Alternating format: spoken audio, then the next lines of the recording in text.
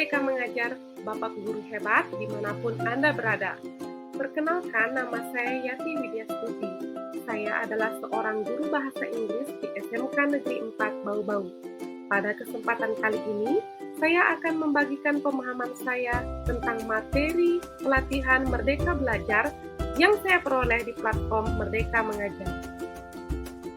Tujuan dari pelatihan topik Merdeka Belajar ini adalah untuk memahami apa saja peran guru dalam menerapkan prinsip Merdeka Belajar seperti yang dicetuskan oleh Bapak Pendidikan kita, Ki Hajar Dewantara. Adapun indikator dari pelatihan Merdeka Belajar ini adalah, yang pertama, peserta pelatihan akan memiliki pemahaman tentang gagasan dan prinsip pendidikan berdasarkan pemikiran Ki Hajar Dewantara. Indikator yang kedua, peserta akan memiliki pemahaman untuk memfasilitasi murid agar tumbuh sesuai dengan kodratnya. Indikator yang ketiga, peserta pelatihan juga akan memiliki pemahaman terhadap penerapan pembelajaran yang memerdekakan murid. Pada topik pelatihan Merdeka Belajar ini, peserta mempelajari 5 modul, yaitu modul mengenali dan memahami diri sebagai pendidik. Pada modul 1 ini, kita akan diajak untuk merefleksikan kekuatan dan kelemahan yang kita miliki sebagai seorang pendidik, serta bagaimana menggunakan potensi tersebut untuk berperan mendidik murid-murid. Modul 2, mendidik dan mengajar. Pada modul ini, kita akan mempelajari makna pendidikan holistik yang dapat mengantarkan murid-murid kita menjadi manusia utuh, manusia yang merdeka. Pada modul 3, kita akan mempelajari mendampingi murid dengan utuh dan menyeluruh sesuai dengan kodratnya dan 3 prinsip pendidikan yang dicetuskan oleh Bapak Pendidikan kita, Ki Hajar Dewantara. Di modul 4, kita akan mempelajari materi tentang mendidik dan melatih kecerdasan budi pekerti berdasarkan gagasan Ki Hajar Dewantara. Pada modul 5, kita akan mempelajari tentang pendidikan yang mengantarkan keselamatan dan kebahagiaan dengan mempertimbangkan sudut pandang murid. Bapak Ibu Guru Hebat, mari kita simak lebih lanjut materi pada modul 1, mengenali dan memahami diri sebagai seorang pendidik.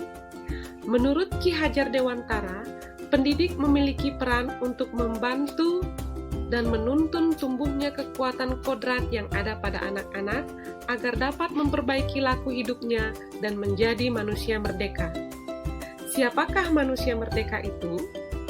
Manusia merdeka adalah manusia yang bersandar pada kekuatan sendiri, baik lahir maupun batin, tidak tergantung pada orang lain. Jika kita mengharapkan murid-murid kita kelak menjadi manusia merdeka, tentunya penting untuk mengenal diri, berdaya untuk menentukan tujuan dan kebutuhan belajarnya yang relevan dan kontekstual terhadap diri dan lingkungannya. Nah, Bapak Ibu, dengan perannya ini, guru perlu terus belajar untuk meningkatkan kapasitas dirinya, dan dengan kesadaran untuk terus belajar secara mandiri, maka kita sebagai guru telah mengatur diri sendiri, dan ini adalah bagian dari perjalanan kita menjadi manusia merdeka. Bapak Ibu Guru, mari kita pahami lebih lanjut materi pada modul 2, yaitu tentang mendidik dan mengajar. Selama menjadi seorang guru, tentu kedua istilah mendidik dan mengajar sudah tidak asing lagi di telinga kita. Namun, pernahkah terlintas di benak kita apa perbedaan makna dari kedua istilah ini? Pertama-tama, mari kita pahami kata mendidik dan mengajar jika dilihat dari segi prosesnya. Pengajaran adalah suatu cara menyampaikan ilmu atau manfaat bagi kehidupan anak-anak secara lahir maupun batin. Maka, pengajaran adalah salah satu bagian dari pendidikan. Sama halnya dengan mengajar yang merupakan salah satu bagian dari mendidik. Pendidikan adalah tempat menaburkan benih-benih kebudayaan yang hidup dalam masyarakat, sekaligus sebagai instrumen tumbuhnya unsur peradaban dan kebudayaan yang nantinya diwariskan kepada anak cucu kita di masa depan. Ki Hajar Dewantara mendefinisikan pendidikan sebagai tuntunan dalam hidup tumbuhnya murid. Maka, mendidik adalah menuntun segala kodrat yang ada pada murid agar mereka dapat mencapai keselamatan dan kebahagiaan yang setinggi-tingginya, baik itu sebagai manusia maupun sebagai anggota masyarakat. Sedangkan mengajar adalah kegiatan teknis dalam keseharian guru untuk meningkatkan wawasan, keilmuan, dan tumbuhnya keterampilan murid. Jadi, mendidik bobotnya adalah pembentukan sikap, mental, atau kepribadian bagi anak didik. Sedangkan mengajar bobotnya adalah penguasaan pengetahuan, keterampilan, dan keahlian tertentu. Buah dari proses mendidik dan mengajar atau pendidikan dan pengajaran adalah berkembangnya akal budi murid yang mendorong terciptanya kebudayaan. Bapak Ibu guru hebat, mari kita ulas materi pada modul 3, yaitu tentang mendampingi murid dengan utuh dan menyeluruh. Bapak Ibu guru, selama menjadi guru, tentu kita menyadari bahwa tidak ada individu yang sama dan zaman selalu bergerak dinamis. Tugas kita adalah bagaimana kita dapat memfasilitasi setiap kodrat individu sesuai dengan konteks lingkungan dan zamannya. Ki Hajar Dewantara mengatakan bahwa segala perubahan yang terjadi pada murid dihubungkan dengan kodrat alam dan kodrat zaman.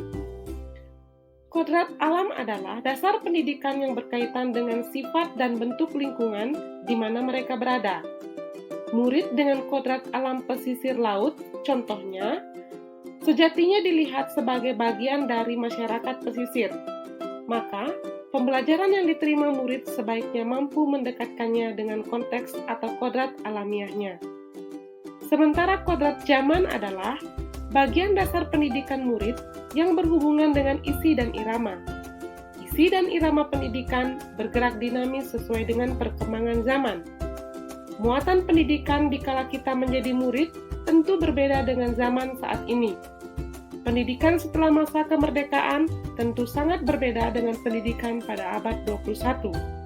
Maka, kita sebagai pendidik harus dapat beradaptasi terhadap kodrat zaman untuk membantu murid mencapai selamat dan bahagia. Jika kita menilik lebih dalam, sekolah atau kelas pun sudah merupakan sebuah sistem pendidikan dalam ruang yang kecil. Kondisi dan permasalahan tiap kelas pasti berbeda-beda. Tiap sekolah juga berbeda-beda, apalagi tiap daerah yang memiliki dasar budaya yang jelas berbeda, seperti yang ada di Indonesia. Sistem pendidikan di ruang kelas akan terlaksana secara efektif apabila kita memperhatikan asas trikon yang digagas oleh Bapak Pendidikan kita Ki Hajar Dewantara. Asas trikon ini menjadi prinsip perubahan yang dapat kita lakukan untuk mewujudkan transformasi pendidikan. Asas trikon sendiri terdiri dari 3 asas utama, yaitu kontinuitas, konvergensi, dan konsentris. Asas kontinuitas adalah pengembangan pendidikan yang harus dilaksanakan secara terus-menerus dan berkesinambungan. Asas konvergensi yaitu pengembangan pendidikan yang dilakukan dapat diperoleh dari berbagai sumber dan disesuaikan dengan kebutuhan dan potensi yang kita miliki sendiri. Asas konsentris yaitu pengembangan pendidikan yang dilakukan harus tetap berdasarkan kepribadian kita sendiri. Tujuan utama pendidikan diarahkan kepada bagaimana menuntun tumbuh kembang anak setinggi-tingginya sesuai dengan karakter budayanya sendiri. Oleh karena itu, meskipun Ki Hajar Dewantara menganjurkan kita untuk mempelajari atau menggunakan teori atau dasar pendidikan dari bangsa lain, namun harus kita sesuaikan dengan budaya daerah agar memperoleh kemajuan yang sesuai dengan yang kita harapkan. Ibu dan Bapak guru hebat, mari kita dalami lebih lanjut materi pada modul 4, yaitu tentang mendidik dan melatih kecerdasan budi pekerti. Dalam proses pembelajaran, seorang murid tidak hanya membutuhkan kecakapan kognitif saja, akan tetapi mereka juga membutuhkan tuntunan supaya dapat menumbuhkan kecerdasan budi pekerti dalam kehidupannya. Berdasarkan pemikiran Ki Hajar Dewantara, budi pekerti merupakan bulatnya jiwa manusia yang merupakan hasil dari bersatunya gerak pikiran, perasaan, dan kehendak atau kemauan sehingga menimbulkan tenaga. Dalam pemikirannya, Ki Hajar Dewantara beranggapan jika budi pekerti merupakan kemampuan individu atau kodrat manusia yang berhubungan dengan bagian biologis sebagai penentu karakter seseorang. Adapun bagian biologis seperti rasa takut, cemas, senang, percaya diri, dan perasaan lainnya berperan dalam menentukan karakter seseorang. Selain itu, juga terdapat pula bagian kognitif yang berhubungan dengan kemampuan berpikir dan menyerap pengetahuan atau intelligible. Meski demikian, intelligible ini dapat berubah jika dipengaruhi oleh keadaan dan lingkungan. Kedua bagian ini menjadi dasar bagi Ki Hajar Dewantara dalam melakukan pendekatan teori tabula rasa. Pada teori ini beranggapan bahwa kodrat anak ibarat kertas kosong yang dapat diisi dan ditulis oleh pendidik dengan pengetahuan dan wawasan yang diinginkan pendidik. Dalam teori tersebut, Ki Hajar Dewantara menjelaskan bahwa keluarga menjadi tempat utama dan yang paling baik dalam melatih karakter murid. Keluarga menjadi tempat anak dalam proses menyempurna menjadi sempurna. Agar dapat menjalani hidup di masyarakat, keluarga merupakan tempat awal bagi anak untuk melatih kecerdasan budi pekertinya. Pendidik diharapkan dapat memberi tuntunan dan teladan sesuai dengan kebutuhan murid sehingga perannya turut membantu murid dalam melatih kecerdasan budi pekerti sangat penting. Dengan kecerdasan budi pekerti yang dimiliki, murid akan dapat mengolah setiap perilaku yang ditampilkan dengan memikirkan, merasakan, serta mempertimbangkannya. Pendidikan dengan intelligible dari budi pekerti tidak dapat dipisahkan karena memiliki keterkaitan dengan kecerdasan berpikir. Murid dapat menumbuhkan kecerdasan berpikir dengan baik apabila pendidik senantiasa menuntun tumbuhnya kecerdasan berpikir murid tersebut. Ibu dan Bapak guru hebat, mari kita simak lebih dalam materi pada modul 5 yaitu tentang pendidikan yang mengantarkan keselamatan dan kebahagiaan. Menurut Ki Hajar Dewantara, fungsi pendidikan yang utama adalah mengantarkan murid agar siap hidup dan memberikan kepercayaan kepada murid bahwa di masa depan mereka akan mampu mengisi zamannya demi mencapai keselamatan dan kebahagiaan. Untuk dapat menerapkan fungsi pendidikan ini, Ki Hajar Dewantara mengenalkan apa yang disebut dengan sistem Among sebagai sistem yang dapat mengantarkan murid selamat dan bahagia. Sistem Among ini memiliki 3 unsur dasar, yaitu Ingarso Sung Tulada, yang artinya guru di depan memberi keteladanan. Dalam hal ini, guru memahami secara utuh tentang apa yang dapat ia bantu kepada murid, menjadi teladan dalam budi pekerti dan tingkah laku. Yang kedua, Ing Madya Mangun Karsa, yang artinya guru di tengah membangun kehendak. Guru diharapkan mampu membangkitkan semangat, berswakarsa, dan berkreasi bersama murid dengan membuka dialog dengan murid, berperan sebagai narasumber dan penuntun. Yang ketiga, Tutwuri Handayani, yang artinya guru di belakang memberi dorongan.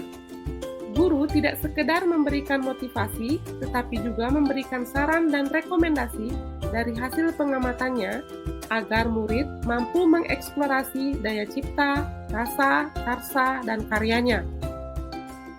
Pada intinya, sistem Among menegaskan bahwa anak atau murid harus dituntun untuk mengembangkan dirinya sesuai kodrat dan potensinya dengan cara kasih sayang yang tulus, mendampingi, merawat, dan menjaganya sekaligus diiringi dengan doa dan harapan. Komponen penting lainnya yang dapat membantu murid mencapai selamat dan bahagia adalah kolaborasi antara keluarga, sekolah, dan masyarakat yang disebut dengan Trisentra Pendidikan.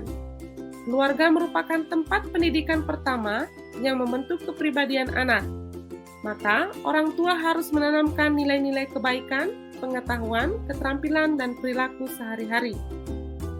Sedangkan sekolah merupakan lingkungan kedua yang membantu keluarga untuk melaksanakan pendidikan dan memberikan ilmu kepada anak supaya memiliki kepribadian yang baik dan berkembang menjadi anak yang berkarakter. Masyarakat merupakan tempat bagi anak untuk mengembangkan potensi dirinya dalam hal bersosialisasi pada lingkungan yang lebih luas setelah keluarga dan sekolah. Tri Pusat Pendidikan mempunyai dampak yang sangat penting dalam pembentukan karakter anak. Keselarasan ilmu yang diajarkan dalam setiap lingkungan diharapkan dapat menciptakan kerjasama yang erat dan harmonis. Bapak dan Ibu guru, menuntun murid sesuai dengan zamannya juga merupakan komponen yang tak kalah penting dalam mengantarkan murid mencapai keselamatan dan kebahagiaan. Di era pembelajaran abad 21 ini, guru tidak lagi menjadi satu-satunya sumber pengetahuan, tetapi guru menjadi fasilitator pembelajaran.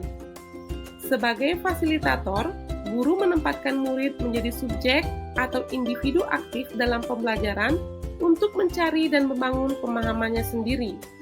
Selain itu, untuk membantu murid menghadapi tantangan abad 21, di mana mereka dihadapkan dan terhubung dengan berbagai macam informasi yang berlimpah, murid perlu dibekali dengan kompetensi dasar abad 21, yaitu kompetensi literasi yang meliputi bahasa, sains, digital, matematika, dan finansial. Kompetensi lain yang juga penting untuk dimiliki murid untuk menghadapi tantangan abad 21 adalah mengenali diri, mengidentifikasi apa yang diketahui dan tidak diketahui, strategi untuk meningkatkan pengetahuan dan keterampilan, di mana kompetensi ini erat kaitannya dengan pola pikir pembelajar atau growth mindset. Pola pikir pembelajar ini memiliki makna bahwa murid memiliki keyakinan untuk dapat terus berkembang dan berprestasi dengan berusaha secara maksimal.